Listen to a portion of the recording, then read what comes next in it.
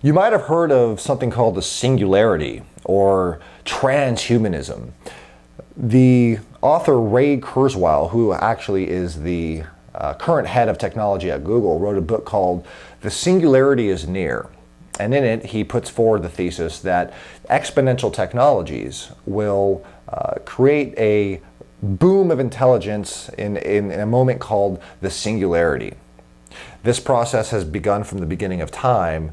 Now we are reaching an exponential curve that has begun since Moore's law was implemented, where this exponential doubling of capacity and of artificial intelligence, genetic engineering technologies, and so forth will lead into the evolution of this hyper-aware and intelligent species through augmentation of technology into the human condition.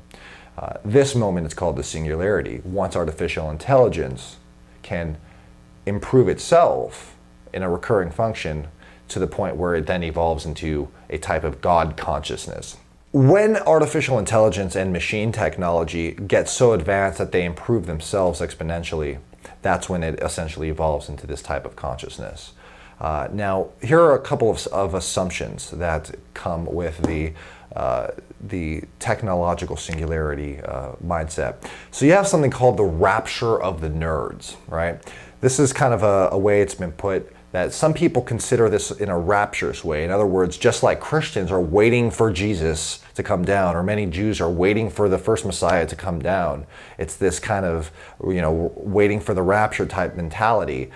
Some people are actually waiting for the machines to just wake up and then solve all of our problems. It's this mindset of, well, the problems are so complex now that we couldn't even fix it, but as soon as the artificial intelligence just explodes, well, it'll just solve everything. I think that that's a really interesting point, but it's a fallacy, right? It's a materialist fallacy.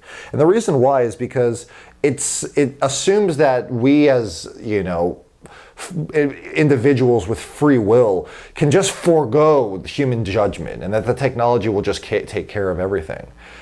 But no matter what, even if it's hyper-intelligent technology, technology is still a tool. And just like we can use fire to burn the kitchen down or cook the food, or we can use a knife to, stab somebody or to, carve them something beautiful, a tool at the end of the day is amoral, right? It's neither moral or immoral. It's how we actually use that tool and to what ends. And I think singularity and transhumanist technology are no exception. So we should not be waiting for the rapture of the nerds or the rapture of technology. We need to remember that we must take responsibility as a society to guide ourselves towards a positive use of that technology. Because with great power comes great risk and responsibility. At the end of the day, human judgment, our mentality, and our culture will determine the use of this technology, for better or for worse. Now, it's important as a second point that the cultural, political, and economic revolution is needed prior to the ubiquity of this technology. Otherwise, the evolution of the masters or the elites or the super rich, as opposed to the evolution of all of humankind together equitably, which can only happen through a regulated, equitable use of these types of technologies, will occur. Imagine if we don't have the appropriate cultural, political, and economic revolutionary shifts prior to the development of the transhumanist and post-singularity technology. It could actually solidify the divide between the have and have-nots to unbelievable degrees, more so than today. Imagine the super wealthy secretly engineering themselves into a superior species, leaving the rest of humanity behind. That's dystopia, if there ever was it.